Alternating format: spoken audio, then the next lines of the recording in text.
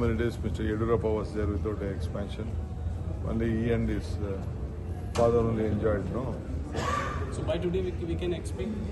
Okay ಈಗ ಕಾವೇರಿ ಸಂಬಂಧಪಟ್ಟಂತೆ ಸರ್ವಪಕ್ಷದ ಸಭೆಯನ್ನು ಭಾನುವಾರ 11 ಗಂಟೆಗೆ ಕೃಷ್ಣಾದಲ್ಲಿ ಕರೆದಿದ್ದೇನೆ.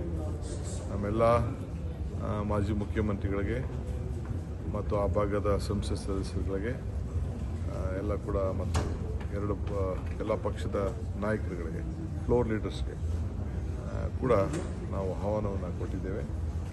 ಅವರೆಲ್ಲ ಬಂದು ಪಾರ್ಟಿಸಿಪೇಟ್ ಮಾಡೋಕ್ಕೆ ಆಲ್ ಪಾರ್ಟಿ ಮೀಟಿಂಗನ್ನು ಕರೆದು ಚರ್ಚೆ ಮಾಡ್ತೇವೆ. ಮುಂದಕ್ಕೆ ಯಾವ ದಿಕ್ಕಿನಲ್ಲಿ ತೆಗೆದುಕೊಂಡು ಹೋಗಬೇಕು ಅಂತ ಇವತ್ತು ನಾವು ಪ್ರತಿಪಾದನೆಯನ್ನು ಮಾಡ್ತಾ ಇದ್ದೇವೆ. ನಮ್ಮ ಸೀನಿಯರ್ ಆಫೀಸರ್ಸ್ ಎಲ್ಲ ಬಂದಿದ್ದಾರೆ, ಆಗಲೇ ಮಂಡಿಸ್ತಾ ಇದ್ದಾರೆ. ನಾನು ಇಷ್ಟೊತ್ತು ವ್ಯೂ ಮಾಡ್ತಾಯಿದ್ದೆ ಏನಾಗ್ತಾಯಿದೆ ಅಂತ.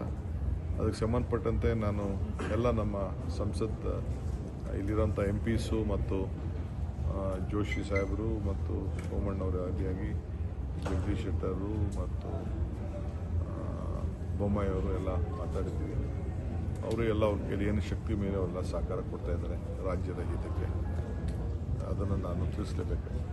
DMK leader Ammu Mani said he advised Mr. Vijay that he don't meet Congress leaders in Karnataka, just go and meet the central India, the union government.